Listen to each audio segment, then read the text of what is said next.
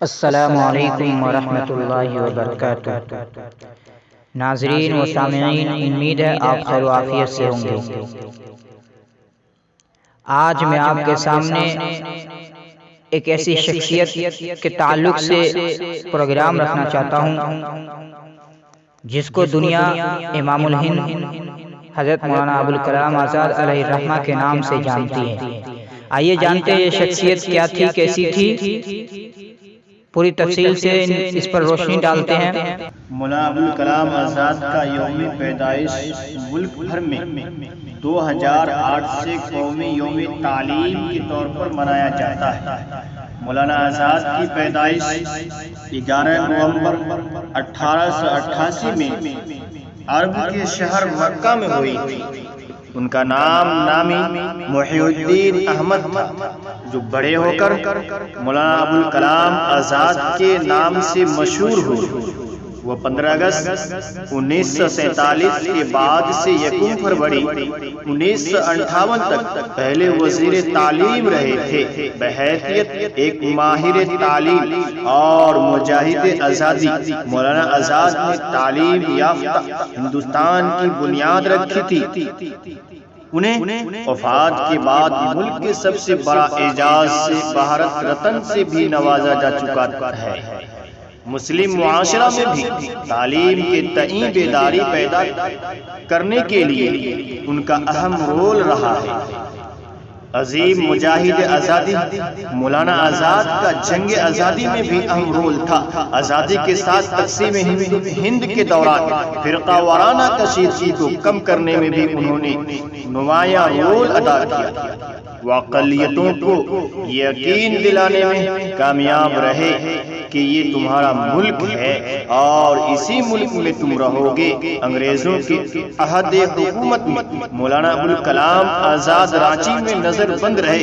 اس دوران انہوں نے انجمن اسلامیہ سمیت کئی مدرسوں کی بنیاد بھی رکھی۔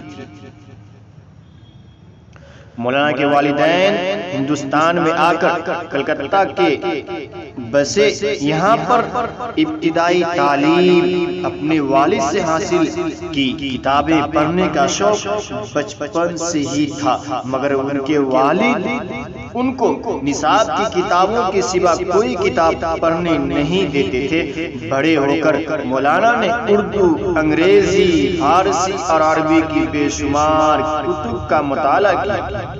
ان کا حافظہ غضب کا تھا، جو کتاب ایک بار پڑھ لیتے دماغ میں محفوظ ہو جاتی، جو شاعر ایک بار سن لیتے عمر بھر کے لیے یاد ہو جاتا۔ انہوں نے کم عمری میں لکھنا شروع کیا تھا۔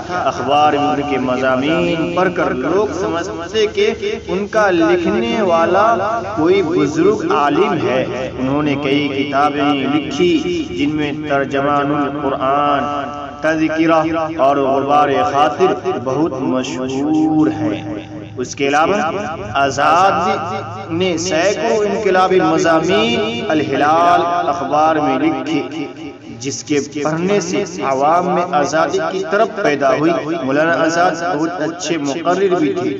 انہوں نے اپنی جوشیلی تقریروں سے پورے ملک میں آزادی کی لہر دوڑا دی۔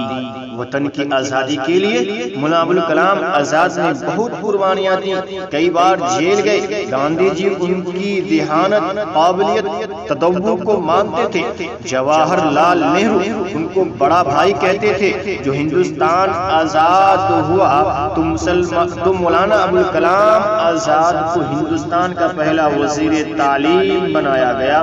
وزیر تعلیم کا عہدہ سنبھالتے ہی مولانا نے یہ عزم کیا کہ ہندوستان میں تعلم و تعلیم کی ایسی پختہ بنیاد ڈالی جائے جس پر آنے والی نسلیں ایک عالیشان محل تعمیر کرنے کا کام بخوبی انجام۔ جی ناظرین، آپ کو یہ پروگرام، آپ کو یہ خبر کیسی لگی؟ آپ مجھے کمنٹ میں ضرور اس کی اطلاع دیں، اور اگر آپ ابھی تک ہمارے چینل تحفظ شریعت و اصلاح معاشرہ کو سبسکرائب نہیں کیا ہے تو سبسکرائب کر کے ساتھ ہی بیل آئیکن کو ضرور دبا دیں، اور ویڈیو کو شیئر ضرور کریں اپنے ساتھیوں میں، تاکہ ان کو یہ تمام معلومات حاصل ہو سکے۔